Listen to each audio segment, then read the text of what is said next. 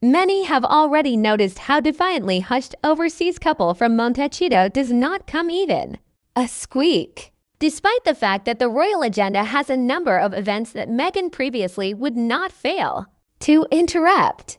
A certain insider reported on behalf of the Duchess of Sussex that she would never make public information from correspondence with King Charles or name names of royal racists weak, especially since Harry and Meghan are being confronted with the question.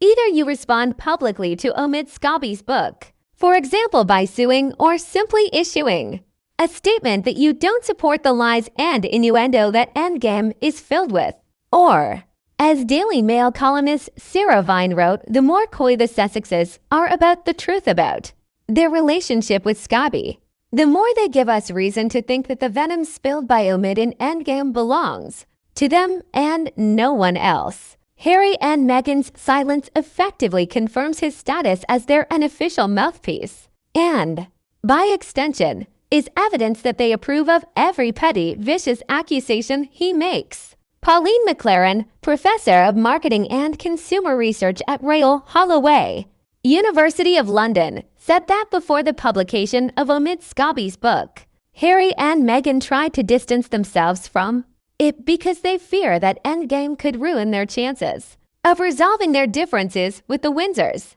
sparked by allegations in the Duke's memoir Spare and the couple's documentary series on Netflix. Now that Scobie's book has been published, Ms. McLaren believes that even the Sussexes who have distanced themselves from Omid and Endgame will be more harmed by the book than the royal family.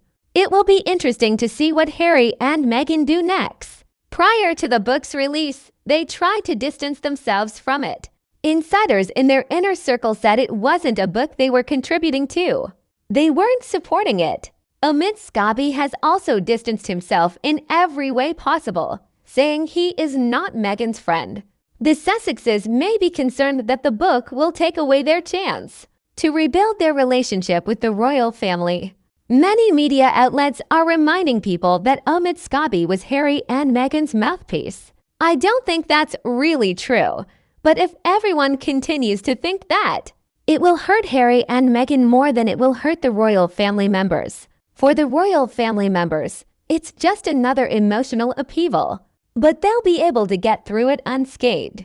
The Sussex brand has a much greater risk of being tarnished by this book, especially since the media is definitely not distancing them from Endgame. Pauline McLaren's view that association with Scobie is damaging to Sussexes is echoed by public relations expert Mark Burkowski. This guy Scobie knows how to create discourse and debate.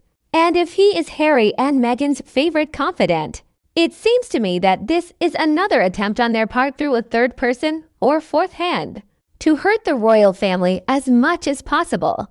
People seem to think the book is pretty lame because of the lack of facts. This book should actually be looked at from a slightly different angle. It is aimed at a wider audience.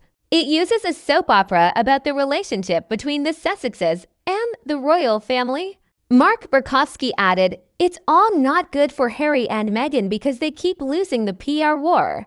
In a howling, not you need two opposing sides to fight, but here there is only one howling, noting side fighting itself while the royals don't respond. That must be frustrating for the Sussexes. What do you think about it? Leave a comment and give us a like."